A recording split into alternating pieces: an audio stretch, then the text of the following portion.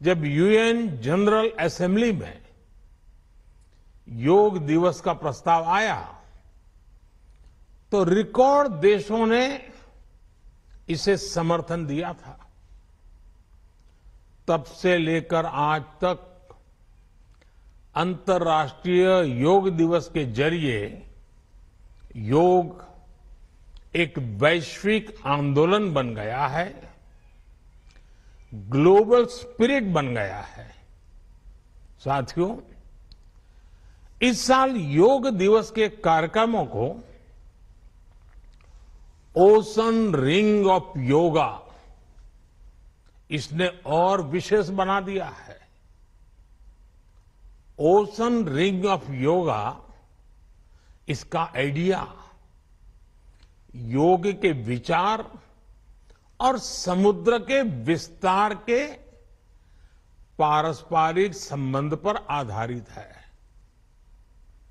सेना के जवानों ने भी हमारे जल स्रोतों के साथ एक योग भारतमाला और योग सागरमाला बनाई है।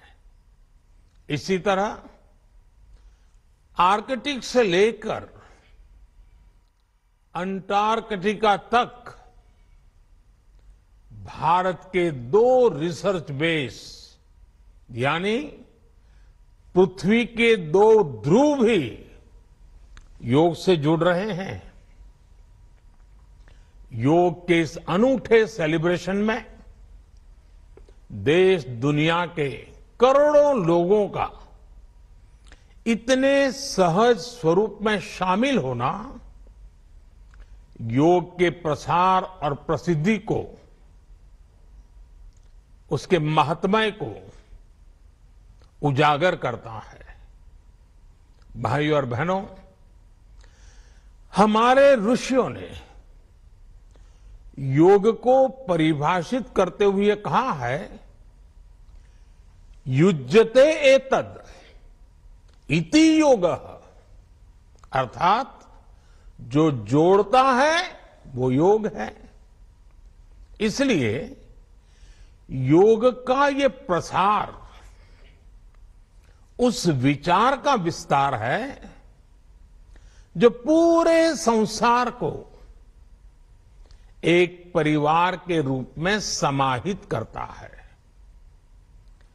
योग के विस्तार का अर्थ है वसुधैव कुटुंबकम की भावना का विस्तार। इसलिए इस वर्ष भारत की अध्यक्षता में हो रहे G20 समिट की थीम भी one earth, one family, one future रखी गई है। और आज पूरी दुनिया में करोड़ों लोग योगा फॉर वसुधैव कुटुंबकम की थीम पर एक साथ योग कर रहे हैं। साथियों, हमारे योग इसके संबंध में ग्रंथों में कहा गया है, व्यायामात लभते स्वास्थ्यम दीर्घ आयुष्यम बलम सुखम, अर्थात योग से, व्यायाम से हमें स्वास्थ्य, आयुष और बल मिलता है। हम में से कितने ही लोग जो बीते वर्षों में योग से नियमित जुड़े हैं, उन्होंने योग की ऊर्जा को महसूस किया है। व्यक्तिगत स्तर पर हमारे लिए बेहतर स्वास्थ्य कितना महत्वपूर्ण होता है, ये हम सब जानते हैं। हमने ये भी देखा है कि जब हम स्वास्थ्य संकटों से सुरक्षित होते हैं तो हमारा परिवार कितनी ही परेशानियों से बच जाता है। योग एक ऐसे स्वस्थ और सामर्थ्यशाली समाज का निर्माण करता है जिसकी सामूहिक ऊर्जा कई गुना ज्यादा हो जाती है।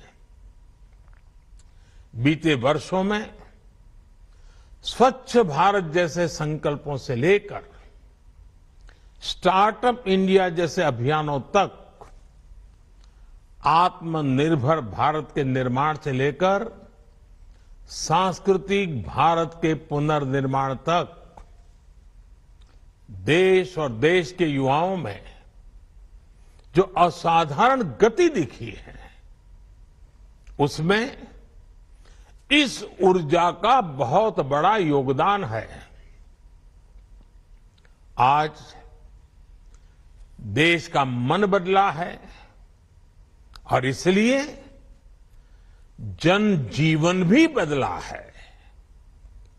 साथियों, भारत की संस्कृति हो या समाज संरचना हो, भारत का आध्यात्म हो या हमारे आदर्श हो, भारत का दर्शन हो या दृष्टि हो, हमने हमेशा जोड़ने, अपनाने और अंगीकार करने वाली परंपराओं को पोषित किया है।